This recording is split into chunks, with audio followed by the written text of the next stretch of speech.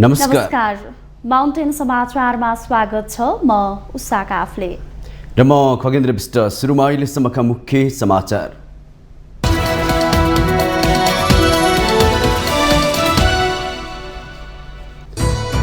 सरकार शिक्षा विधेयकको विरोधमा आन्दोलनरत शिक्षकहरू बीच सहमति। शनिबारदेखि आन्दोलनका सम्पूर्ण कार्यक्रम फिर्ता। राहत शिक्षकहरू भने असन्तुष्ट। सुन तस्करी प्रकरणको अनुसन्धान गर्न उच्च स्तरीय छानबिन आयोग बनाउने दलहरूको सहमति पूरा भएन। सरकार सम्झौताबाट पछि हटेको एमालेको टिप्पणी। संघीय संसदको चालु अधिवेशन एक मात्र विधेयक पारित गरेर अन्त्य हुने अवस्था। झण्डै 5.5 महिनामा केही नेपाल ऐनलाई संशोधन गर्ने विधेयक मात्रै पारित। प्रविधिको बढ्दो जटिलताले नेपाल प्रहरीलाई अपराध अनुसन्धानमा चुनौती थपिँदै। चर्चित सामाजिक सञ्जालका कम्पनीको नेपालमा सम्पर्क कार्यालय नहुँदा समस्या। शुक्लाफाटा राष्ट्रिय निकुञ्ज पर्यटकको रोजाइबाट टाढिँदै विश्वमै दुर्लभ बारसिंगाको बथान। गैडा, हात्ती, बाघ र संयौं प्रजातिका चराचुरुङ्गी विदेशी पर्यटक तान्न असफल। भारत र क्यानाडा बीचको तनाव उत्कर्षमा पुगेका बेला अमेरिका क्यानाडाको पक्षमा। भारतसँग पनि इरान, साउदी र भियतनामको जस्तै परिस्थिति उत्पन्न भएको सङ्केत। र अस्ट्रेलिया विरुद्ध 3 मध्ये पहिलो एकदिवसीय क्रिकेट भारतले जित्यो। 277 रनको विजय लक्ष्य 48.4 ओभरमा 5 विकेट गुमाउँदै पुरा।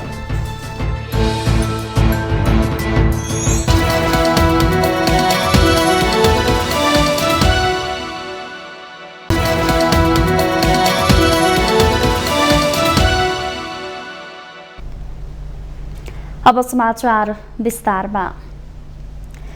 आन्दोलनरत शिक्षक महासंघ र सरकार बीच सहमति भएको छ। शुक्रबार गृह मन्त्रालयमा भएको सरकार र शिक्षकका प्रतिनिधिको छलफलबाट संसदमा दर्ता विद्यालय शिक्षा विधेयक संशोधन गर्ने समझदारी भएको हो। सञ्चार तथा सूचना प्रविधि मन्त्री रेखा शर्माले शिक्षकहरूले उठाएका माग सम्बोधन गर्ने सहमति भएको जानकारी दिनुभयो। उहाँले संसदको प्रक्रियालाई मान्दै शिक्षकहरूले उठाएका माग सम्बोधन गर्ने सहमति भएको बताउनु भएको हो। शिक्षकको समायोजन, तहगत प्रणाली र आवधिक बढुवाका विषयमा नेपाल शिक्षक महासंघ र विज्ञ समेतको प्रतिनिधित्व हुने गरी अध्ययन समिति गठन गर्ने र समितिको प्रतिवेदन बमोजिम आवश्यक कानुनी प्रबन्ध गर्ने सहमति भएको छ। विद्यालय शिक्षा सम्बन्धी कानुनलाई संशोधन र एकीकरण गर्न बनेको विधेयकमा भएका देहाएका व्यवस्थाहरूमा संसदको सार्वभौमिकतालाई सम्मान गर्दै संसदीय प्रणाली, अभ्यास र संघीय संसद सञ्चालन सम्बन्धी मौजूदा विधि बमोजिम प्रक्रिया अगाडि बढाउन सहजीकरण गर्ने सहमति पत्रमा उल्लेख छ। संसदीय समितिहरूमा गएर सरकारले सहजीकरण गर्ने कुरा हो। यो हामीले विधेयकलाई समृद्ध बनाउने प्रक्रिया हामीले नबुझेको कुराबाट हामीले बुझेका छौँ। तर शिक्षकहरूले जे माग उठाउनु भयो त्यसका प्रति सरकार सकारात्मक भएर उहाँहरूलाई सहजीकरण गर्ने गरेर सम्झौता गरेको सम्झौतामा सरकार प्रतिबद्ध रहन्छ। संस्थागत विद्यालय शिक्षा युनियनका अध्यक्ष होम कुमार थापाले सरकार र आन्दोलनरत शिक्षक बीचको सहमतिमा राहत शिक्षकहरूले असन्तुष्टि जनाएको बताउनुभयो।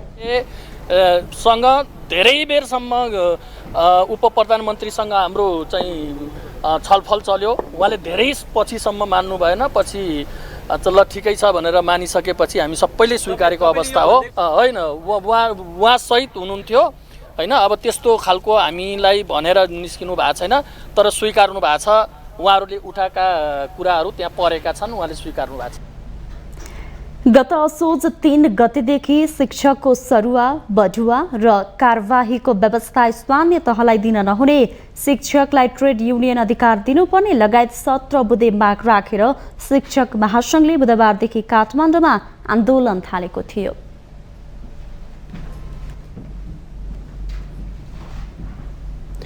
सुन तस्करी प्रकरणबारे अनुसन्धान गर्न असोज 5 गते बन्ने भनिएको उच्चस्तरीय छानबिन आयोग पूर्व सहमति अनुसार बन्न नसकेपछि प्रमुख प्रतिपक्षी दल नेकपा एमाले सरकार सम्झौताबाट पछि हटेको टिप्पणी गरेको छ। सुन तस्करी छानबिनका लागि उच्चस्तरीय आयोग बनाउने विषयमा छलफल गर्न शुक्रबार सिंहदरबारमा बसेको बैठक बिना निष्कर्ष सकिएको हो। प्रमुख प्रतिपक्षी दलका सचेतक महेश बर्तौलाले असोज 5 गते उच्चस्तरीय छानबिन आयोग गठन गर्ने र काम गर्ने भन्ने सहमति भए पनि सरकार उदासीन रहेको टिप्पणी गर्नु गर्नुभयो। उहाँले नेकपा एमाले सुन तस्करीको जरासम्म पुग्न चाहेको र निष्पक्ष छानबिन हुनुपर्ने माग गरेको तर सहमतिमा सरकार जवाबदेही नभएको आरोप लगाउनुभयो। गएको भदौ 6 गते एउटा सहमति गरेका थियौँ संसदबाट सबै राष्ट्रिय मान्यता प्राप्त दलहरूको प्रमुख सचेतकहरूको हस्ताक्षर पनि भएको थियो।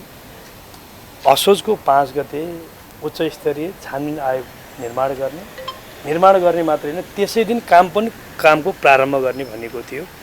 त्यो काम आज 5 बजीसम्म हुन सकेन। हामीले बिहानैदेखि हामीले अपेक्षा गरेका थियौँ नेपाल सरकारले आफ्नो तर्फबाट आयोगको घोषणा गरेर कार्यादेश त्यस प्रकारले निर्माण गरेर जाने हामीले अपेक्षा गरेका थियौँ, विश्वास पनि गरेका थियौँ, तर आज त्यो भएन। तथापि हामीले यो विषय सार्वजनिक प्रश्नको रूपमा उठाइसकेपछि 4 बजे गृहमन्त्रीज्यूले बोलाउनु भयो। हामी छलफलमा रह्यौँ केही कार्यादेशका विषयमा, किनभने हामी यो सुन तस्करको जरासम्म पुग्न चाहन्छौँ। तस्करीहरू यसमा संलग्न भएका दोषीहरूलाई कारबाहीको तहमा ल्याउन चाहन्छौँ। त्यसकारण त्यो कोणबाट कार्यादेश निर्माण गर्नुपर्छ भन्ने हाम्रो आग्रह हो। सिआइबीको अनुसन्धानपछि असोज 5 गते आयोग बनाउने विषयमा संसदका राष्ट्रिय मान्यता प्राप्त दलहरूबीच गत भदौ 6 गते सहमति जुटेपछि संसद अवरोध हटेको थियो। संघीय संसदको चालु अधिवेशन एकमात्र विधेयक पारित गरेर अन्त्य हुने अवस्था देखिएको छ। संसद र दलहरूको निष्क्रियताका कारण विधेयक बनाउने प्रमुख थलो संघीय संसदको दोस्रो अधिवेशन एकमात्र विधेयक पारित गरेर अन्त्य हुने अवस्थामा पुगेको हो। वैशाख 24 गतेदेखि सुरु भएको संघीय संसदको दोस्रो अधिवेशनले मुलुकी संहिता सम्बन्धी केही नेपाल ऐनलाई संशोधन गर्ने विधेयक मात्रै पारित गरेको छ। 55 वटै बैठक बस्दा एउटा मात्रै विधेयक पारित गरेको संसदले अब केही दिन मात्रै चल्ने चालु अधिवेशनमा थप विधेयक पारित गर्ने सम्भावना देखिँदैन। एक रिपोर्ट। प्रतिनिधि सभाको आगामी बैठक असोज 14 गते र राष्ट्रिय सभाको आगामी बैठक असोज 12 गते बोलाइएको छ। महत्वपूर्ण पर्व दशैं तथा तिहार नजिकै गरेको अवस्थामा त्यसअघि नै संसदको चालु अधिवेशन अन्त्य हुनेछ। यस्तो स्थितिले संसद तथा समितिमा विचाराधीन विधेयकहरूमाथि पर्याप्त छलफल हुन नसक्ने र विवादित विषयहरूमा समेत सहमति जुट्न नसक्दा विधेयक पारित नभई अधिवेशन अन्त्य हुने लगभग निश्चित छ। कुनै पनि विधेयक पारित हुने सम्भावना छैन भनेर भनिहाल्न मिल्ने अवस्था चाहिँ होइन। समितिबाट प्रतिवेदन प्राप्त भयो भने त त्यो विधेयक पारित गर्नका लागि सभामा छलफल गरेर अगाडि बढाउनलाई कुनै समस्या पर्ने छैन त्यस्तो होइन। अब यद्यपि समितिमा विधेयकहरू गएको समय त्यति लामो पनि भएको छैन। अब छलफलले पनि केही समय माग गर्छ नै। फेरि कानुन निर्माणको कार्य त्यति सहज कार्य पनि होइन, अलि जटिल पनि हुन्छ। आज कानुन पारित गरेर भोलिदेखि समस्या आउने पनि हुनुहुन्न। त्यसले गर्दाखेरि सरकारवाला पक्ष सबैसँग छलफल गर्नुपर्ने हुँदा अलिकति टाइम पनि लाग्न सक्छ। टाइम लाग्न नसक्ने चाहिँ होइन। संसदमा हाल 17 वटा विधेयकहरू विचाराधीन छन्। प्रतिनिधि सभाको समितिमा 12 वटा विधेयक रहेको र भर्खरै 2 वटा विधेयक दर्ता भएको छ। त्यस्तै राष्ट्रिय सभामा 3 वटा विधेयकहरू छन्। प्रतिनिधि सभाको चालु अधिवेशनमा 55 वटा बैठक बसेको छ। यस अधिवेशनमा 7 वटा बैठक अवरुद्ध भएको र 8 वटा बैठक सूचना टाँस गरेर स्थगित गरिएको छ। विधेयकहरू पारित गर्न नसक्नुमा राजनीतिक दलहरू भने आरोप प्रत्यारोप गर्छन्। सदन एमाले अवरोध गरेको होइन। हिजो पनि सरकारको नाजायज अडानका कारणले गर्दा, नाजायज जबरजस्तीका कारणले गर्दा, प्रमुख प्रतिपक्षले उठाएको माग पूरा गर्दिन भन्ने अडान लिएका कारणले गर्दा हाउस नचलेको हो। हामीले नचलाएका हौँ। जब हाउस खुल्यो सदन किन प्रभावकारी ढङ्गले अगाडि बढाएन? किन बिजनेस उहाँहरूले दिनु भएन? किन उहाँहरूले विधेयकहरू दर्ता गर्नु भएन?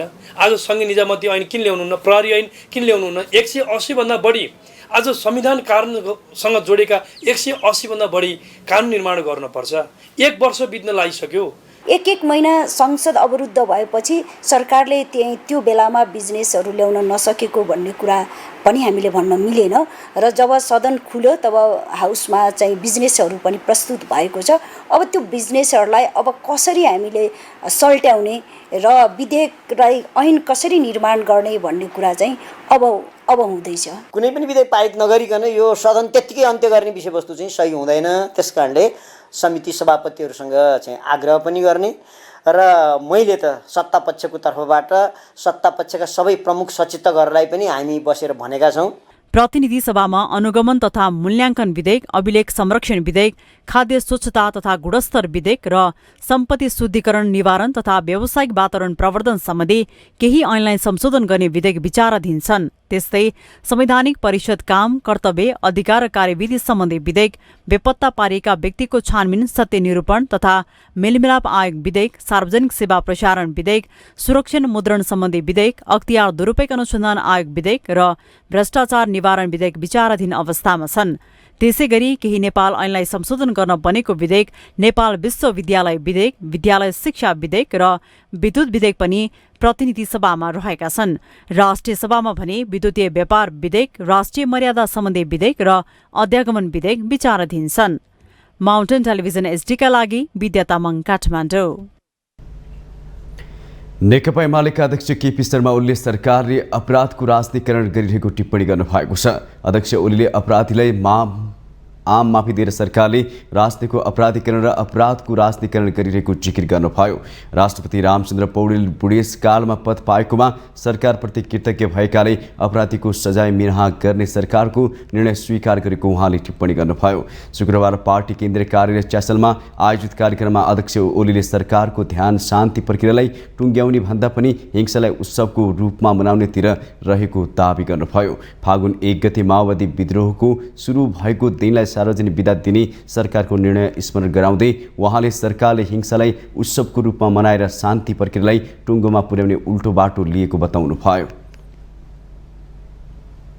एड्स चाहिँ रोक्नका लागि एड्स दिवस मनाइन्छ, हिंसा चाहिँ रोक्नका लागि होइन, फैलाउनका लागि गौरव गाथा दिवस।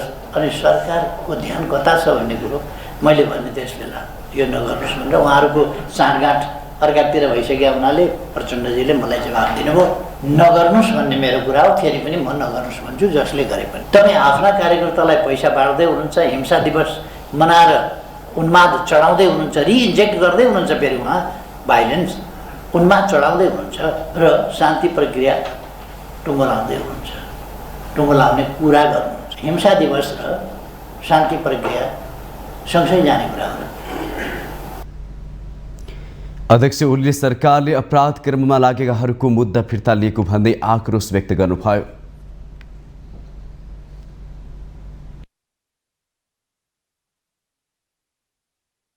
अध्यक्ष माधव कुमार नेपालले नेपालको परराष्ट्र नीतिमा साझा सहमति बनाएर राष्ट्रिय प्रतिबद्धता व्यक्त गर्नुपर्नेमा जोड दिनु भएको छ। शुक्रबार सिंहदरबारमा बसेको अन्तर्राष्ट्रिय सम्बन्ध र पर्यटन समितिको बैठकमा नेता नेपालले परराष्ट्र नीतिमा साझा सहमति हुनुपर्नेमा जोड दिनु भएको हो। अन्तर्राष्ट्रिय सम्बन्ध र पर्यटन समितिबाट यसअघि नै परराष्ट्र नीतिको मस्यौदा पास भइसकेको र अहिले आवश्यक भए पुनः छलफल गरी सबै दलबीच साझा सहमति गर्न सकिने उल्लेख गर्नुभयो। राष्ट्रिय सुरक्षा नीतिमा पनि साझा सहमति आवश्यक रहेको नेता नेपालको भनाइ छ। बारेमा हाम्रो एउटा डकुमेन्ट यो अन्तर्राष्ट्रिय सम्बन्ध समितिबाट नै मस्यौदा गरेर पारित गर्ने काम भएको थियो। त्यो पारित गरेको त्यो मस्यौदालाई फेरि हामीले हेर्नुपर्नेछ भने फेरि हेरौँ, वितरण गरेर हेरौँ र त्यसको चाहिँ कार्यान्वयन कतिको भइरहेको छ कि छैन। दोस्रो कुरो, तेस्रो सबै पार्टीको बिचमा त्यसमा साझा सहमति बनाएर राष्ट्रिय हाम्रो प्रतिबद्धता व्यक्त गर्न सक्ने अवस्था बन्छ कि बन्दैन। बैठकमा बोल्दै नेपाली काङ्ग्रेसका सांसद विमलेन्द्र निधिले पनि माधव नेपालको भनाइमा समर्थन गर्दै भारत, चीन, अमेरिका, बेलायत लगायतका देशहरूबाट हुने भ्रमण अद्यावधि गर्नुपर्ने बताउनुभयो। सबभन्दा सेन्सिटिभ विषय हो। धेरै कुराहरूको बारेमा विगतमा छलफल भएको छ। सरकारी तहबाट दलहरूको आफ्नो धारणा छ, एउटा राष्ट्रिय सहमति हुनुपर्छ। अब भारतमा G20 भएको छ, BRI र MCC को बारेमा चारै चर्चा छ। प्रधानमन्त्री चीन भ्रमणमा भोलिदेखि सायद जानुहुनेछ। चीन र भारतबाट पनि निरन्तर रूपमा एकपछि अर्को डेलिगेसनहरू विभिन्न तहमा नेपालमा आइरहने भएको छ। त्यस्तै अमेरिकाबाट, बेलायतबाट, UN-बाट पनि र अरू मुलुकहरूबाट पनि नेपालसँग राम्रो सम्बन्ध भएका र नेपालको सरकार भएका, नेपालमा राजनीतिक स्थिरता, लोकतन्त्र र डेभलपमेन्टको लागि, विकासको लागि सरकार राख्ने र सहयोगी मुलुकहरूको कुनै न कुनै तरिकाबाट प्रतिनिधि डेलिगेसनहरू यहाँ नियमित रूपमा आइरहेको छ। एमाले सांसद दामोदर पौडेल बैरागीले परराष्ट्र नीतिको बारेमा सबै प्रश्न हुनुपर्ने भन्दै युक्रेन रुस युद्ध ताका नेपालले लिएको निर्णयमा आशंका उब्जिएको भन्दै त्यसको लागि पनि साझा सहमतिमा परराष्ट्र नीति बनाउनु पर्ने बताउनुभयो। अरू केही अन्यथा भएको हो कि भन्ने यो रुस युक्रेन युद्धको बेला सरकारले बोलेका विषयहरूले अलि विवादित गराएको छ। नेपाल तटस्थ होइन होला, असंलग्न होइन होला भन्ने विषय चाहिँ नेपालले केही न केही त्यो युद्धबाट कि फाइदा लिएको छ कि व्यापार गरेको छ भन्ने चाहिँ आम रूपमा परेको छ। र अहिले नेपालमा घटेका जति पनि घटना छन् र पछिल्लो घटनामा जुन अवैधानिक ढङ्गले चाहिँ नेपालमा सुन भित्रियो, त्यो सुनलाई पनि त्यही युद्धसँग जोडेर पनि मान्छेले हेर्न थालेको देखिन्छ। त्यसले गर्दाखेरि यो परराष्ट्र नीतिका बारेमा हामी अलि गम्भीर भएर छलफल गर्न जरुरी छ भन्ने लाग्छ। उहाँले अन्तर्राष्ट्रिय रूट सञ्चालनका लागि पहल गर्न आग्रह गर्नुभयो। माउन्टेन समाचारमा पालो भएको छ ब्रेकको।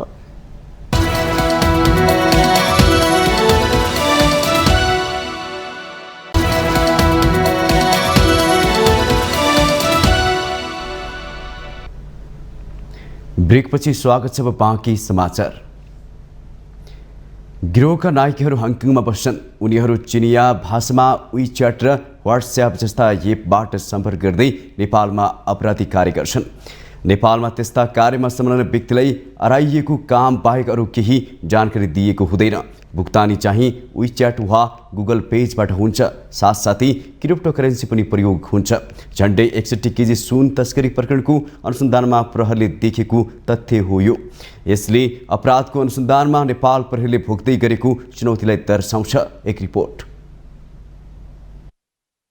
अपराध र प्रवृत्तिको यस्तो जटिल मिलापका साथ हुने सीमा वारपार संगठित अपराध अब नेपाल प्रहरीको पछिल्लो टाउको दुखाइ बनेको छ। निकै चर्चामा रहेको 60.7 किलोग्राम सुन तस्करी काण्डमा संलग्न सञ्जाल तोड्न लागि परेको प्रहरीको केन्द्रीय अनुसन्धान ब्युरो CIB का अधिकारीहरूले अनुसन्धानका क्रममा बेहोरेका चुनौतीले अबका दिनमा उसले कस्ता कस्ता अपराध शैलीको सामना गर्नुपर्छ र त्यसका लागि के आवश्यक पर्छ भन्ने छनक दिएको छ। एक चरणको अनुसन्धान सकेर अभियोजनतर्फ लाग्दै गर्दा CIB प्रमुख तथा अतिरिक्त महानिरीक्षक किरण बज्राचार्यले ती चुनौतीबारे बोलेकी थिइन्। प्रविधिगत रूपमा यस्ता अपराध अनुसन्धान गर्न WeChat, WhatsApp जस्ता कम्पनीका कर्पोरेट कार्यालय यहाँ हुन जरुरी रहेको भन्दै उनले क्रिप्टो करेन्सीको मामिलामा राष्ट्र ब्याङ्कले थप स्पष्ट नियम गर्नुपर्ने बताएकी थिइन्। AIG बज्राचार्यले भारत जस्तै हङकङ वा दुबई जस्ता ठाउँमा नेपाल प्रहरीको कन्सुलर उपस्थिति आवश्यक रहेकोमा जोड दिइन्। अपराध कर्ममा प्रविधिको प्रयोगले प्रहरीलाई पनि ज्ञान र प्रशिक्षणको थप आवश्यकता बढेको देखिन्छ।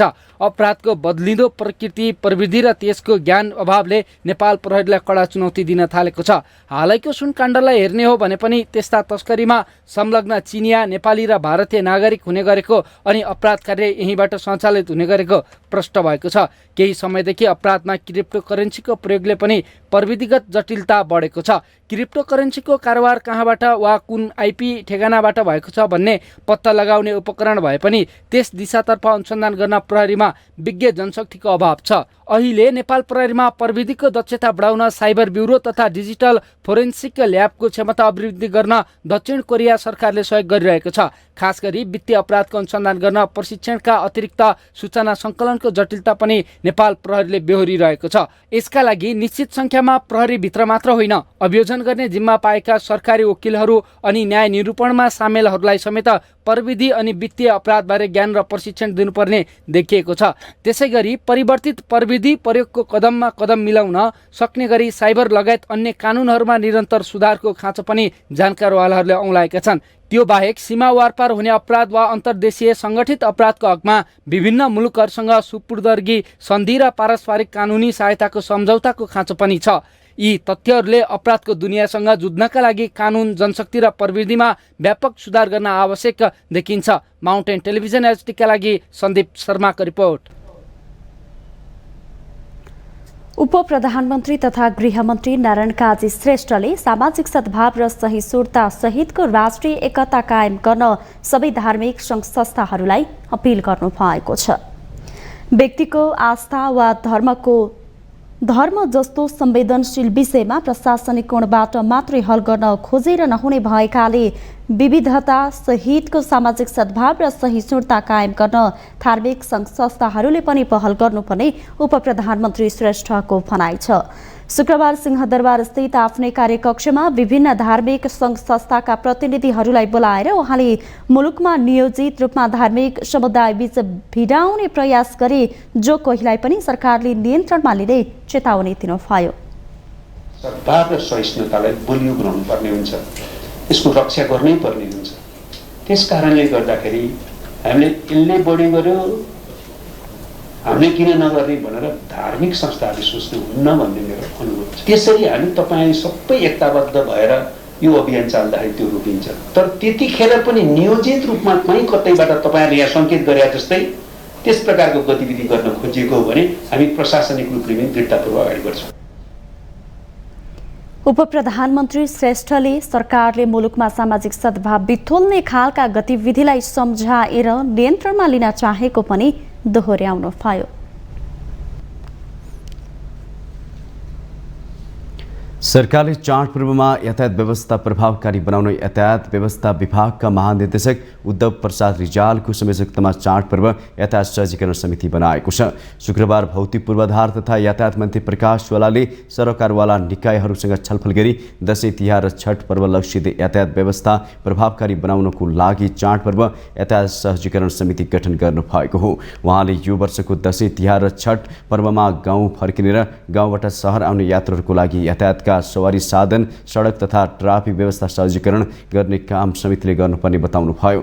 मन्त्री ज्वालाले दशैं तिहार र छठ पर्व लक्षित यातायात व्यवस्थापनमा पर्याप्त सवारी साधन यात्रुलाई टिकटको उपलब्धता लगायतका विषयमा केन्द्रित रहेर काम गर्न निर्देशन दिनुभयो। सबैको उद्देश्य दशैं तिहारमा भद्रगोल नहोस्, यातायात क्षेत्रमा अस्तव्यस्तता नहोस् र यात्रुहरूले पीडा भोग्न नपरोस्, यही त हो। आफ्नो आफ्नो जिम्मेवारी पुरा गर्यो भने सबै कुरा ठिक हुन्छ क्या। यो त आत्मअनुशासन भनेको सबभन्दा मुख्य कुरा रहेछ। मैले मेरो ड्युटी पुरा गर्नु पर्यो। मन्त्रालयले अथवा चाहिँ स्थानीय सरकारले जुन छन् जहाँ जहाँ छौँ हामी सबैले आफ्नो आफ्नो जिम्मेवारी पुरा गर्ने गरी एउटा वचनबद्धता, एउटा चाहिँ प्रतिबद्धता यो बैठकमा जाहेर गरौँ। अब एउटा कसैले चाहिँ टिकट काट्दाखेरि चाहिँ बदमासी गरिदिया होला होइन, त्यो चाहिँ न व्यवसायलाई थाहा हुनसक्छ न अब चालकलाई त चाहिँ थाहा हुने कुरै भएन।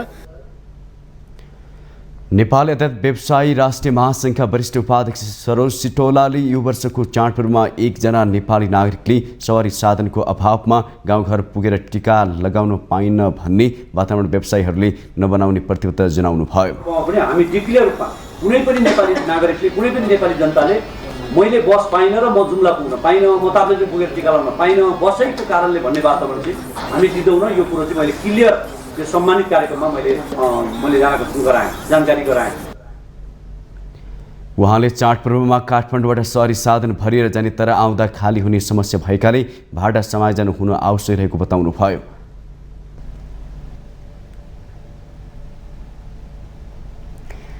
पूर्व सभामुख दमनाथ ढुङ्गानाले राजतन्त्र माओवादीले नभई बीपीको विचारबाट फालिएको बताउनु भएको छ। शुक्रबार काठमाडौँमा आयोजित एक कार्यक्रममा उहाँले 2052 सालदेखि 2080 सम्मको राष्ट्रिय समय खेर गएको बताउनुभयो। उहाँले राजतन्त्र फालेर पनि अहिलेसम्म राम्रो गर्यौं भन्ने ठाउँ समेत नरहेको बताउनुभयो। मेरो उमेर र अनुभवले त्यो भन्न दिन्छ। 52 सालदेखि यो 80 सालसम्मको हाम्रो राष्ट्रिय समय जम्मै खेर गएको छ, वेस्टेज भएको छ। नयाँ जेनेरेसनले यो थाहा पाउँछ, सम्पूर्ण वेस्टेजमा गएको छ। 52 सालदेखि एउटा अर्डर बन्दै थियो देशमा, राजा फाल्ने कुरो कुन ठुला थियो, त्यो संविधानले सक्दैन थियो। राजासँग हामी लडेको थिएन। बिपी कोइरालाको विचार हेर्नुहोस् त, उहाँ जहिले पनि रिपब्लिकन हुनुहुन्थ्यो। खालि के छ भने राजालाई संविधान सभाभित्र बस्छौ कि बस्दैनौ भनेर उहाँले समय समयमा अल्टिमेटम दिइरहनु भएको थियो, तर बस्दैनौ भने जान्छौँ भनेको थियो। कार्यक्रममा पूर्व मन्त्री एवं एमाले नेता अग्नि खरेलले संविधान संशोधनको मामिलालाई धेरै नकारात्मक रूपमा लिँदा 2047 सालको संविधानको हालत जस्तै हुने बताउनुभयो। उहाँले 2055 सालमा स्थानीय स्वायत्त शासन ऐनले अहिलेको संघीयताको भन्दा बढी स्थानीय तहमा अधिकार दिएको बताउनुभयो। उहाँले संविधान संशोधन जरुरी रहेको र संघीयतालाई अझै पनि परीक्षण गर्न जरुरी रहेको बताउनुभयो। संशोधन गर्नुभन्दा प्रश्नहरू उठेका थिए नि त। दमन दाइले यसको बारेमा अझ भन्न सक्नुहुन्छ। उहाँ अलिक खुलास्त बोल्ने मान्छे पनि हो। दलीय घेराभन्दा अलिकति मासतिर उभिएर पनि आफ्ना अभिव्यक्तिहरू पटक पटक दिन सक्ने मान्छे हो। यसैले दलले कहिलेकाहीँ दाइलाई अलिअलि अप्ठ्यारो पनि पार्छ। आफ्ना विचार फुक्का फाल ढङ्गले एउटा स्वतन्त्र नागरिकको रूपमा नागरिक समाजको एउटा सदस्यले दिनुपर्ने विचार दिन सक्ने नेपालका केही मान्छेहरूभित्र दमन दाइ पर्नुहुन्छ। यस्तै पूर्व राष्ट्रिय सभा सदस्य रामनारायण बिडारीले अहिलेको संविधान टिकाउनु पर्ने बताउनुभयो। उहाँले अहिलेको संविधानलाई आवश्यक स्थापना परिमार्जन र संशोधन गर्नुपर्नेमा जोड दिनुभयो। निर्वाचन प्रणाली संशोधन हुनुपर्नेमा आफू सहमत रहे पनि गणतन्त्र, धर्मनिरपेक्ष, संघीय र अन्य फन्डामेन्टल कुरा भने संशोधन गर्न नसकिने बताउनुभयो। सालदेखिको अहिलेसम्म संविधान 7 वटा भइसक्यो। एउटा संविधान नटिकाउने, त्यसकारण यो संविधान टिकाउनुपर्छ, यसलाई परिमार्जित गर्नुपर्छ, संशोधन गर्नुपर्छ।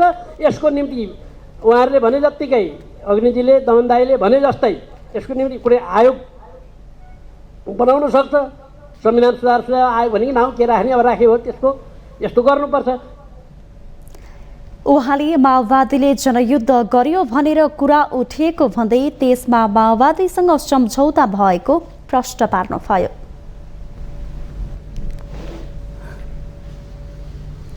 नेकपा माओवादी केन्द्रका सांसद वर्षमान पुनले नेपालमा संस्कृति नीति बनाउन जरुरी रहेको बताउनु भएको छ। शुक्रबार सिंहदरबारमा बसेको अन्तर्राष्ट्रिय सम्बन्ध र पर्यटन समितिको बैठकमा उहाँले यस्तो बताउनु भएको हो। उहाँले नेपालमा संस्कृति नीति नभएका कारण विभिन्न धार्मिक र सांस्कृतिक विद्वेष फैलिएको उल्लेख गर्नुभयो।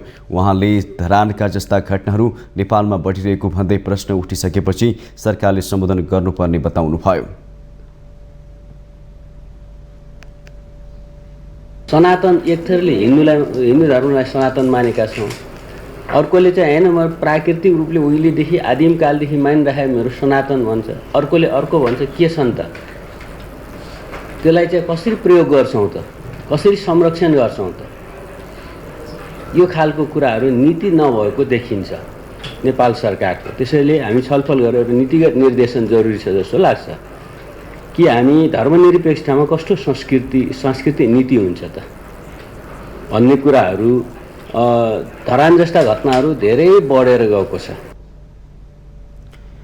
नेकपा माओवादी केन्द्रको बैठकमा नेकपा एमालेकी सांसद सुनिता बरालले अध्यागमन विभागहरूको अध्ययन जरुरी रहेको बताउनुभयो। उहाँले अध्यागमनहरूको कमजोरी पहिचान गरी सच्याएर अध्यागमनहरूलाई बलियो बनाउनु पर्नेमा जोड दिनुभयो। कमजोरी छ र के करेक्सन गर्यो भने हामीले बलियो बनाउन सक्छौँ। आज विश्वमा हेर्दाखेरि नेपालको चाहिँ हाम्रो पासपोर्ट कति कमजोर छ भन्ने कुरा हामी सबैलाई थाहा छ, हामीले सबैले मम गर्न सक्छौँ। तर यस्ता प्राविधिक कमजोरीहरू हामी सबै जिम्मेवार व्यक्तिहरूले गर्दै जाने हो भने हामीले यसलाई सुधार्न सक्ने सङ्केतहरू कहीँबाट देखिँदैनन्। त्यसकारण कुन दूतावासमा कति कर्मचारी छन्, त्यसले कसरी काम गरिरहेको छ र त्यो देशमा सम्बन्धित देशमा नेपालीहरूको सङ्ख्या कति छ भन्ने कुराको एउटा तथ्याङ्कसहित व्यवस्थित कार्ययोजना बनाउनका लागि आवश्यक छ। यो कुरामा हामीले विशेष ध्यान दिनुपर्छ होला। यस्तै पूर्व मन्त्री एवं राष्ट्रिय स्वतन्त्र पार्टीका सांसद शिशिर खनालले नेपाल पर्यटन बोर्ड र संस्कृति पर्यटन तथा नागरिक उड्डयन मन्त्रालयको द्वन्द्वका कारण नेपालको पर्यटन क्षेत्र सङ्कटमा परेको बताउनुभयो। उहाँले अक्टोबरमा हुने पर्यटनसँग सम्बन्धित प्रदर्शनीमा बजेट नभएकै कारण नेपालबाट सहभागिता हुन नसक्ने कुरा आइरहेको भन्दै समितिले यसबारे सोच्नुपर्ने जोड दिनुभयो। गत हप्तासम्म टुरिज्म बोर्डले बजेट एलोकेट गर्न नसकेर हामीले 3-4वटा ठुला पर्यटनसँग सम्बन्धित प्रदर्शनहरूमा नेपालको सहभागिता नरहेको र केही महत्त्वपूर्ण अक्टोबरमा हुने केही त्यस्ता पर्यटनसँग सम्बन्धित महत्त्वपूर्ण प्रदर्शनमा नेपालको सहभागिता नरहन सक्ने जस्तो देखिएको छ। त्यहाँभित्र मन्त्रालय र बोर्ड बीचको द्वन्द्वका कारणले गर्दा ती भएका छन् भन्ने कुराहरू थियो। त्यसमा पनि अहिले हामीले अलिकति गम्भीरतापूर्वक हेर्नुपर्छ होला। सांसद खनालले समितिले सरकारलाई यस बारेमा आवश्यक निर्देशन गर्नुपर्ने बताउनुभयो।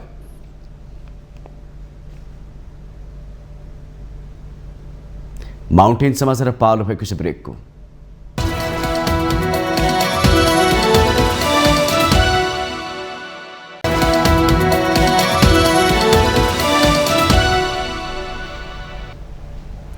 ब्रेकपछि पुनः स्वागत छ। अब बाँकी समाचार। नेपाली कांग्रेसका महामन्त्री गगन कुमार थापाले सरकारले संसदमा दर्ता गरेको विद्यालय शिक्षा विधेयकप्रति असन्तुष्टि व्यक्त गर्नु भएको छ। शुक्रबार काठमाडौँमा आयोजित एक कार्यक्रममा महामन्त्री थापाले विधेयकप्रति असन्तुष्टि जनाउँदै आफूले पनि 70 भन्दा बढी ठाउँमा संशोधन हाल्नुपर्ने अवस्था देखेको बताउनु भएको हो। उहाँले विद्यालय शिक्षा विधेयकमा धेरै त्रुटि रहेको भन्दै संसदबाट सच्याएर मात्रै पारित हुने स्पष्ट गर्नुभयो। उहाँले अहिले बनाउने कानूनले आजको समस्या मात्र नभई कम्तीमा 20 वर्षसम्म हेर्न सक्ने गरेर बन्नुपर्ने तर्क गर्नुभयो।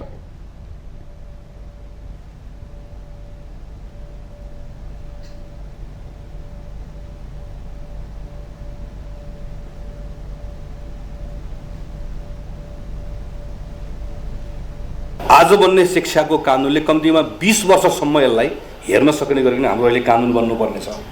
यो कानुन बन्दै गर्दा हामीले संविधानलाई पनि केन्द्रमा राख्नुपर्ने छ। सबभन्दा ठुलो कुरा शिक्षकहरूको आत्मसम्मान, शिक्षकहरूको मर्यादा। नेपालमा एजुकेसनको सुधार गर्ने कुराको पहिलो खुड्किला केलाई बनाउनुपर्छ भनेर भन्यो नेपालमा सबभन्दा हाइएस्ट पे हुने जब शिक्षकको हुनुपर्छ।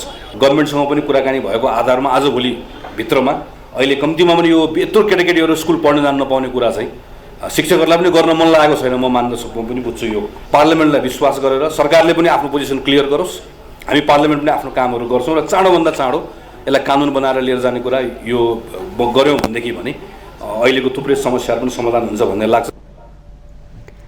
शिक्षा क्षेत्र सुधार गर्न नेपालमा सबैभन्दा धेरै पारिश्रमिक शिक्षण पेशा हुनुपर्ने थापाको धारणा रहेको छ। नेकपा एकीकृत समाजवादीका अध्यक्ष माधव कुमार नेपालले माध्यमिक तहसम्म शिक्षाको जिम्मेवारी स्थानीय तहले पूरा गर्न सक्नेमा आशंका व्यक्त गर्नुभएको छ। शुक्रबार नेपाल राष्ट्रिय उद्योग व्यवसायी महासङ्घको कार्यक्रममा अध्यक्ष नेपालले संविधानले जिम्मेवारी दिए पनि स्थानीय तहले माध्यमिक तहसम्मको शिक्षाको जिम्मेवारी पूरा गर्न सक्नेमा आशंका व्यक्त गर्नुभएको हो। स्थानीय तहले शिक्षण संस्थाको उन्नति र प्रगतिमा भन्दा आफ्ना मान्छेलाई नियुक्ति गर्नका लागि मात्रै प्रयोग गर्ने हो कि भन्ने उहाँको आशंका छ। संविधानले दिएको अधिकारलाई अहिले नै परिवर्तन गर्न नसकिने नेपालले स्पष्ट गर्नुभयो।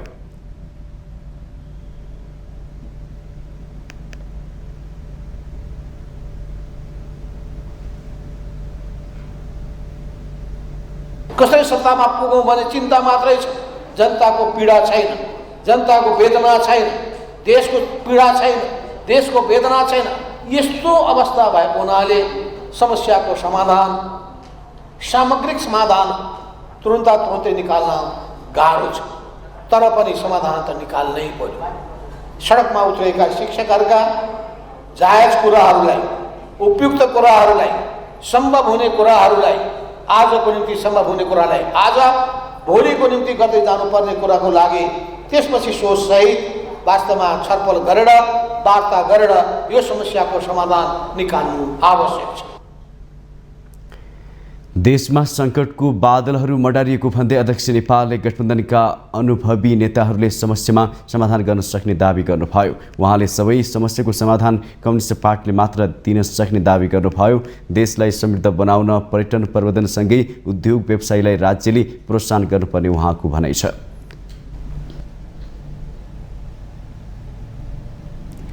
पाठेघरको मुखको क्यान्सर विरुद्ध खोप HPV अभियानको समयावधि दोस्रो पटक थप गरिएको छ। किशोरीलाई लगाइने HPV अभियानमा अझै लक्षित किशोरीको 50%ले खोप लगाउन बाँकी रहेकाले 5 दिन समय थपिएको स्वास्थ्य सेवा विभाग परिवार कल्याण महाशाखा अन्तर्गतको खोप शाखाले बताएको छ। अब असोज 6 गते शनिबारदेखि 10 गते बुधबारसम्म सम्बन्धित खोप केन्द्रबाट खोप लगाउन पाइनेछ। यसअघि पनि पहिलो पटक असोज 5 गतेसम्म समय थप गरिएको थियो। खोप लगाउने समयावधिमा शनिबार शोक बिदा, बाल दिवस, तीज, शिक्षक आन्दोलन लगायतका कारण व्यवधान आएकाले अभियान प्रभावकारी हुन नसकेको भन्दै समय थप गरिएको हो। हामीले खोप दिन केही भनौँ न त्यसमा कभरेजहरू राम्रो भएको छैन। एक दिन बिराएर बिदा पनि परेको थियो, जस्तै शनिबार, अनि त्यसपछि हाम्रो शोक बिदा पनि भयो, बाल दिवस भयो, तीज भयो। यस्तो कारणले गर्दाखेरि चाहिँ हामीले बिदामा त्यति राम्रो कभरेज एचिभ गर्न सकेनौँ र त्यो कारणले गर्दाखेरि पनि केही किशोरीहरूले खोप लगाउनबाट वञ्चित भए र अहिले स्कुल पनि हडताल चलिरहेको छ कि स्कुलबाट आउने बच्चाहरूलाई पनि हामीले त्यहाँ खुला त गरिरहेका छौँ, तर सजिलो उहाँहरूलाई स्कुलबाट आएको बेलामा झन् सजिलो हुन्थ्यो। त्यो कारणहरूले यावत कारणहरूले गर्दाखेरि अहिले हामीले 5 दिन फेरि थप गर्ने निर्णय गरेका छौँ। देशभरका 14 वर्ष नाघेका 15 वर्ष नपुगेका किशोरीहरूको संख्या 3.5 लाख छ। तीमध्ये नमूना स्वरूप स्वास्थ्य तथा जनसङ्ख्या मन्त्रालयले 9,979 किशोरीलाई खोप लगाउने लक्ष्य लिएको छ। स्वास्थ्य सेवा विभाग परिवार कल्याण महाशाखाका अनुसार लक्षित मध्ये कोशी प्रदेशमा 84, मधेसमा 56, बागमतीमा 26, गण्डकीमा 53, लुम्बिनीमा 28, कर्णालीमा 73 र सुदूरपश्चिममा 50% HPV खोप लगाएका छन्। खोप पहिलो मात्रा दिएको 6 महिनापछि दोस्रो मात्रा दिइनेछ।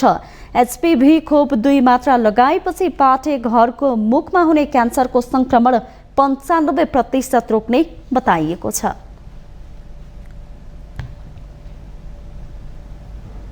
हामीसँग आर्थिक, अन्तर्राष्ट्रिय र खेल समाचार बाँकी नै छन्। माउन्टेन समाचारमा पुनः पालो पाएको छ ब्रेकको।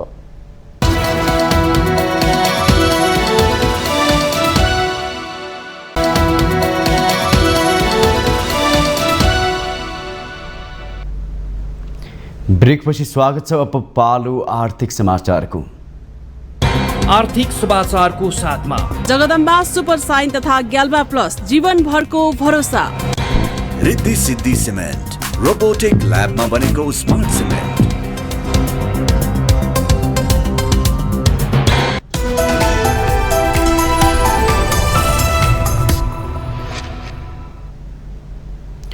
कञ्चनपुरको शुक्लफाटा राष्ट्रिय निकुञ्ज पर्यटकको रोजाइबाट टाढिँदै गएको छ। सरकारवाला निकायले प्रचार प्रसारमा ध्यान नदिँदा शुक्लफाटा राष्ट्रिय निकुञ्ज विदेशी पर्यटकको रोजाइबाट टाढिँदै गएको हो। सरकारले पर्यटन प्रवर्धन र स्थानीयको जीविकोपार्जन सुधार्ने उद्देश्यले वन्यजन्तु आरक्षलाई राष्ट्रिय निकुञ्जमा घोषणा गरेको दशक बितिसक्दा पनि शुक्लफाटा राष्ट्रिय निकुञ्ज पर्यटकको रोजाइमा पर्न सकिरहेको छैन। एक रिपोर्ट। विशाल घाँसे मैदान, विश्वमै दुर्लभ 2300 भन्दा बढी 12 सिंगाको बथान, गैंडा, हात्ती, बाघ र सयौं प्रजातिका चराचुरुङ्गी रहेको शुक्लाफाटा राष्ट्रिय निकुञ्जले पर्यटकलाई आकर्षित गर्न सकेको छैन। गत आर्थिक वर्षमा शुक्लाफाटामा 3557 जनाले निकुञ्ज भ्रमण गरेकोमा सार्क मुलुकका 158 र विदेशी मुलुकका 121 पर्यटक मात्र रहेको निकुञ्जको तथ्याङ्क छ। त्यही प्रसारकै कमी हो। जस्तो हामीसँग यति सानो क्षेत्रमा मैले अघि भने जस्तै पाटेबाघ, गैडा, हात्ती अनि कृष्णसार अनि चाहिँ 12 सिंगाको ठुलो बथान यो सबै एकै ठाउँमा यति सानो क्षेत्रमा पाइन्छ भन्ने खालको त्यो त्यतिसम्मको बाहिरी विदेशी मूलका पर्यटकहरूलाई त्यतिसम्मको चाहिँ सूचना या प्रसार नपुगेको हुनाले एउटा चाहिँ कमी छ। काठमाडौँदेखि इन्ट्री भइसकेपछि चितवन र बर्दियापछि शुक्लाफाटा आउनलाई कसरी जोड्ने, बर्दियादेखि शुक्लाफाटा आउनलाई कसरी जोड्ने, एउटा हाम्रो सरकारी निकाय बीच या आपसी हाम्रो निकुञ्ज भित्र नै समन्वयको कुराहरू छ। थोरै क्षेत्रफलको शुक्लाफाटामा 36 वटा बाघ, 17 वटा गैंडा तथा हात्ती र विभिन्न 450 भन्दा बढी प्रजातिका चराचुरुङ्गी छन्। भीमदत्त नगरपालिकाले शुक्लाफाटाको प्रचार प्रसारका लागि हरेक वर्ष पर्यटन महोत्सव गर्दै आए पनि पर्याप्त हुन सकेको छैन।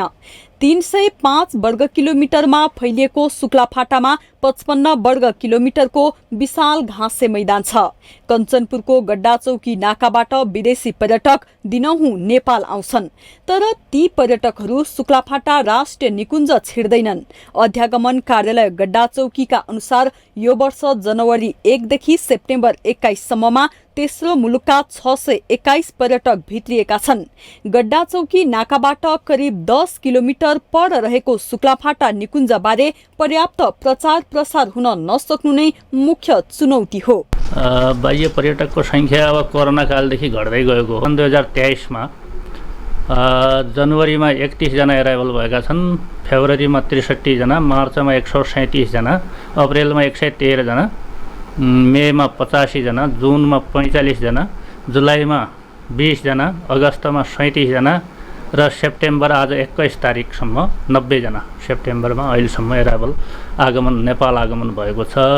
बाह्य पर्यटक तान्न स्थानीय र प्रदेश सरकारले अझै पर्यटन मैत्री वातावरण बनाउन सकेका छैनन्। समग्र सुदूरपश्चिमलाई हेर्ने हो भने धार्मिक पर्यटकीय क्षेत्रको एकदम सम्भावना बोकेको हाम्रो ठाउँ हो। ठुलो लगानी लगाउनुभन्दा हामीले आतिथ्यको सम्मान गर्नुपर्छ र एउटा पोलिसी यस्तो बनाउनु पर्यो जुन मिनिमम भिसा 15 दिनको दिन्छ, त्यो 15 दिनको भिसामा 2 दिन चाहिँ हाम्रो ठाउँमा बस्नुपर्ने एउटा गर्नुपर्छ। हालाकि यहाँबाट तपाईँहरूले अराइभल भयो, त्यसपछि सोही दिन या अर्को दिन चाहिँ भैरव नाका या नेपालगञ्ज नाकाबाट चाहिँ हामी डिपार्चर भइरहेको हामीले देखेको छौँ। त्यस कारणले त्यो पोलिसीलाई अलिकति राज्यले परिमार्जित गर्यो भने हाम्रो यो ठाउँको चाहिँ भविष्य छ। सरकारको पनि त्यति ध्यान गएको देखिन्न, किनभनेपछि अरू निकुञ्जतिर हेऱ्यो भनेपछि सरकारले अब टन्नै बजेट दिने, मर्मतको काम तुरन्तै छिटो छरितो हुने, अनि प्रचार प्रसारदेखि लिएर सबै कुरामा नेपाल सरकारको 2026 सालमा शिकार आरक्षकको रूपमा व्यवस्थापन गर्न सुरु गरिएको शुक्लाफाटा निकुञ्जलाई 33 सालमा वन्यजन्तु आरक्षकको रूपमा विस्तार गरेर 2073 साल फागुन 9 मा राष्ट्रिय निकुञ्ज घोषणा गरिएको हो। माउन्टेन टेलिभिजन एचडीका लागि कञ्चनपुर सहकर्मी पुष्कर भट्टको रिपोर्ट। अब पालो अन्तर्राष्ट्रिय समाचारको।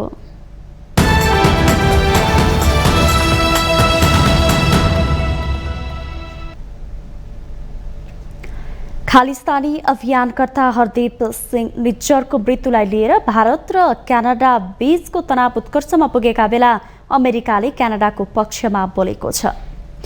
अमेरिकाले क्यानाडामा खालिस्तान पक्षधर सिख नेता हरदीप सिंह निज्जरको हत्याको विषयमा भारतलाई कुनै विशेष छुट नदिने स्पष्ट गरेको अन्तर्राष्ट्रिय सञ्चार माध्यमहरूले जनाएका छन्। अमेरिकाका राष्ट्रिय सुरक्षा सल्लाहकार जेक सलिभनले यस विषयमा अमेरिका, भारत र क्यानाडा दुवै देशका उच्च अधिकारीसँग सम्पर्कमा रहेको भन्दै भारतलाई छुट नहुने स्पष्ट गर्न पाएको हो।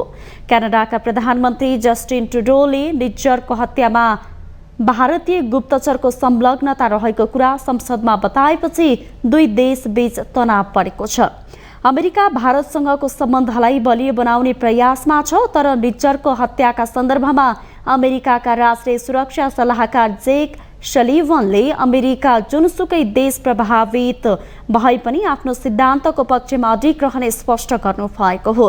उहाँले अब भारतसँग पनि इरान, साउदी अरब र भियतनामको जस्तै परिस्थिति उत्पन्न भएको सङ्केत समेत गर्नु भएको छ। भारत सरकारले सुरुदेखि नै क्यानाडाले लगाएको आरोपलाई अस्वीकार गर्दै आएको छ। क्यानाडाले खालिस्तान समर्थकहरूलाई आश्रय दिएको भारतको आरोप छ। निज्जर हत्या प्रकरणले भारत र क्यानाडा बीचको सम्बन्ध अहिलेसम्मकै नराम्रो अवस्थामा पुगेको विश्लेषण समेत हुन थालेको छ। दक्षिण कोरियाको संसदले विपक्षी दलका नेतालाई पक्राउ गर्ने प्रस्ताव अनुमोदन गरेको छ। दक्षिण कोरियाली संसदको बैठकले मुख्य विपक्षी डेमोक्रेटिक पार्टीका प्रमुख ली म्युङलाई पक्राउ गर्ने सरकारको प्रस्ताव मतदान मार्फत अनुमोदन गरेको अन्तर्राष्ट्रिय सञ्चार माध्यमहरूले जनाएका छन्। प्रस्तावमाथि भएको मतदानमा 149 पक्षमा र विपक्षमा 136 र 6 वटा मत अनुपस्थित तथा 4 अन्डर भोट परेको बताइएको छ। अभियोजन पक्षले यस हप्ताको सुरुमा विश्वासको उल्लङ्घन र घुसखोरी सहितको आरोपमा पक्राउ पूर्जी माग गरेको हो। दक्षिण कोरियामा राष्ट्रिय सभाको अधिवेशन चलिरहेको अवस्थामा वर्तमान सांसदलाई पक्राउ गर्न कानुनी व्यवस्था छ। सांसदहरूले सहमति जनाएपछि मात्रै थुनामा राख्न सकिन्छ। 298 सदस्यीय विधानसभामा डेमोक्रेटिक पार्टीको 168 छ। दक्षिण कोरियाली सरकारले जापानको रेडियो धर्मी विकिरणबाट उत्पन्न फोहोर पानीलाई समुद्रमा फाल्ने समर्थन गरेको लगायत सरकारी नीतिहरूको विरोध गर्दै ली करिब 3 हप्ता यता अनसनमा हुनुहुन्छ।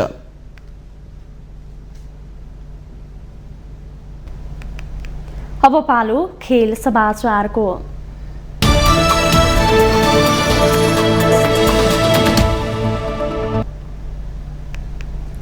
चार ब्याटरको अर्धशतक र मोहम्मद सामीको 5 विकेटसँगै अस्ट्रेलिया विरुद्ध 3 मध्ये पहिलो एकदिवसीय क्रिकेट भारतले जितेको छ। भारतको मोहालीमा घरेलु टोलीले 5 विकेटको जित हात पारेको हो। जितका लागि 277 रनको लक्ष्य भारतले 48.4 ओभरमा 5 विकेट गुमाउँदै पूरा गरेको हो। भारतको जितमा ओपनर शुभमन गिलले 74, अर्का ओपनर ऋतुराज गायकवाडले 71, सूर्यकुमार यादवले 50 र कप्तान लोकेश राहुलले 58 रन बनाए। अस्ट्रेलियाका एडम जाम्पाले 2 विकेट लिए। त्यसअघि टस हारेर पहिला ब्याटिङको निम्तो पाएको अस्ट्रेलिया 50 ओभरमा 276 रनमा अल आउट भयो। Opener Devine वार्नरले 52, Steven स्मिथले 41, Marnus लाबुशेनले 39, Cameron ग्रिनले 31 र जोश इङ्ग्लिसले 54 रन बनाए। भारतका मोहम्मद शामीले 5 विकेट लिए। दोस्रो खेल आइतबार र तेस्रो खेल बुधबार हुनेछ। 19औं एसियाली खेलकुद अन्तर्गत महिला फुटबलमा नेपालले भियतनामसँग हार बेहोरेको छ। चीनको हान्झाउमा शनिबार औपचारिक उद्घाटन हुने 19औं एसियाड अन्तर्गत समूह डीमा नेपाल भियतनामसँग 2-0 गोल अन्तरले पराजित भएको हो। एसियाली खेलकुदको महिला फुटबलमा पहिलो सफलता जनाएको नेपालले बेन्जाउ ओलम्पिक स्पोर्ट्स सेन्टर स्टेडियममा मध्यान्तर अघिसम्म खेल बराबरीमा रोके पनि पराजित हुनु पुगेको हो। भियतनामका लागि 53 मिनेटमा फार्म हाई एनले र त्यसको 10 मिनटपछि थी थुईले गोल गरेका हुन्। नेपाली महिला टोलीले समूह चरणमै पूर्व विश्व विजेता जापानसहित भियतनाम र बङ्गलादेशसँग खेल्नेछ। रेणुका नगरकोटीको कप्तानीमा रहेको नेपाली टोलीको मुख्य प्रशिक्षकमा बालगोपाल महर्जन हुनुहुन्छ।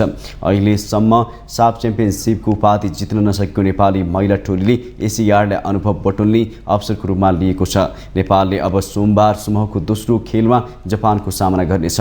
समूहको अन्तिम खेल बङ्गलादेशसँग बिहिबार हुनेछ। हरेक समूहबाट शीर्ष टोली र उत्कृष्ट 3 उपविजेता अघि बढ्नेछन्।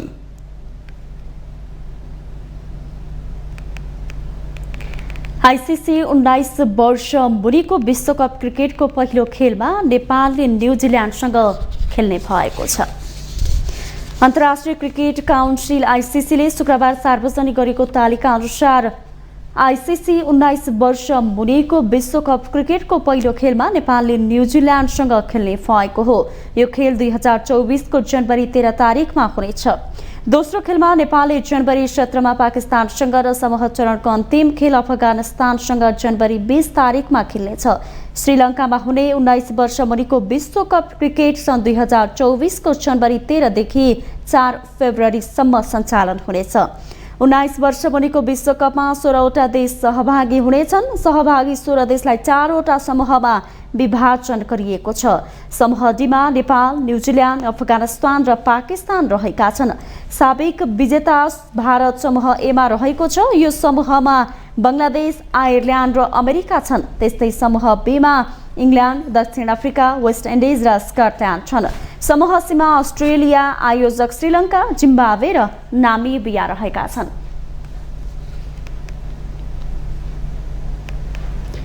कार्यवाहक प्रधानमन्त्री पूर्णबहादुर खड्काले क्रिकेट पूर्वाधार निर्माण र व्यवसायीकरणका लागि यथेष्ट लगानीको वातावरण बनाउनु पर्ने आवश्यकता उनीहरू भएको छ। शुक्रबार काठमाडौँमा भएको नेपाल क्रिकेट सङ्घको केन्द्रीय अधिवेशनलाई सम्बोधन गर्दै उहाँले यस्तो बताउनु भएको हो। उहाँले चुनौतीहरूका बावजुद क्रिकेटमा प्राप्त उपलब्धिहरूलाई रक्षा गर्दै बढोत्तरी गरेर यसका नियामक निकायमा अवांछित हस्तक्षेप रोक्नु मात्र पर्याप्त नहुने भन्दै क्रिकेटमा लगानी बढाउने वातावरण सिर्जना गर्न आवश्यक रहेको बताउनु भयो। उपप्रधान तथा रक्षा मन्त्री खड्काले खेल क्षेत्रलाई थप मर्यादित, सुरक्षित एवं व्यावसायिक तुल्याउन सरकारी तथा निजी क्षेत्रबाट उदारतापूर्वक अघि बढ्नु आजको आवश्यकता भएको बताउनु भयो। क्रिकेटमा प्राप्त उपलब्धिलाई रक्षा गर्दै बढोत्तरी गर्ने यसका नियामक निकायमा अवांछित हस्तक्षेप रोक्नु मात्र पर्याप्त हुँदैन, यसका साथै क्रिकेट पूर्वाधार निर्माण र व्यवसायीकरणका लागि यथेष्ट लगानीको वातावरण समेत हामीले बनाउनु छ। खेल क्षेत्रलाई थप मर्यादित, सुरक्षित एवं व्यावसायिक तुल्याउन सरकारी तथा निजी क्षेत्रबाट उदारतापूर्वक अगाडि बढ्नु आजको आवश्यकता हो। कार्यवाहक प्रधानमन्त्री खड्काले नेपाल सरकार र सम्बद्ध सबै सङ्घ संस्था र खेलाडीहरू स्वयंले पनि नेपालको महिला क्रिकेट टिमलाई सशक्त र मजबुत तुल्याउन दीर्घकालीन योजना बनाई उच्च तदारुकताका साथ काम गर्नुपर्ने आवश्यकता रहेको बताउनु भयो। उहाँले कीर्तिपुर खेल मैदानमा भौतिक विकास गर्नका लागि 28 करोडको बहुवर्षीय ठेक्का अगाडि बढेको समेत जानकारी गराउनु भयो।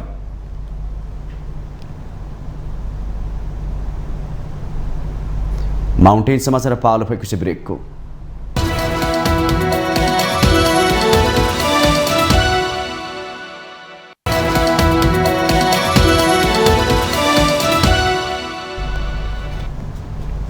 ब्रेकपछि स्वागत छ। यससँगै हामी माउन्टेन समाचारको अन्त्यमा आइपुगेका छौँ। जाँदा जाँदै अहिलेसम्मका मुख्य समाचार पुनः एकपटक।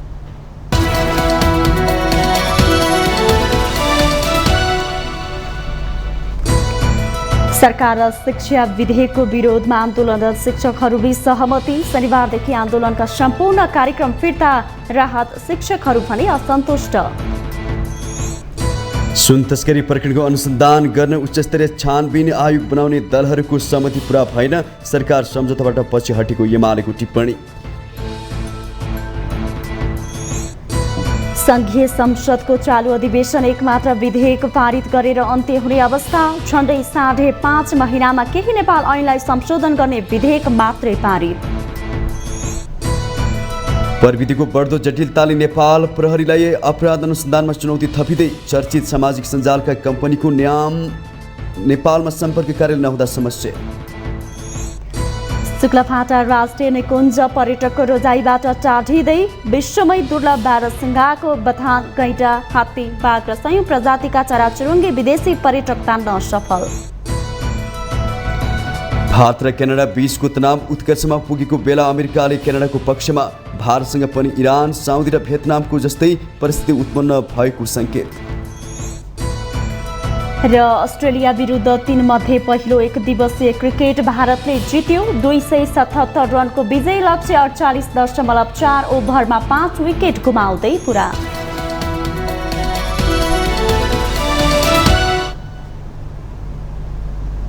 माउन्टेन समाचार अहिले सकियो। सत्य, तथ्य र निष्पक्ष समाचारका लागि माउन्टेन टेलिभिजन HD हेर्दै रहनुहोला। नमस्कार।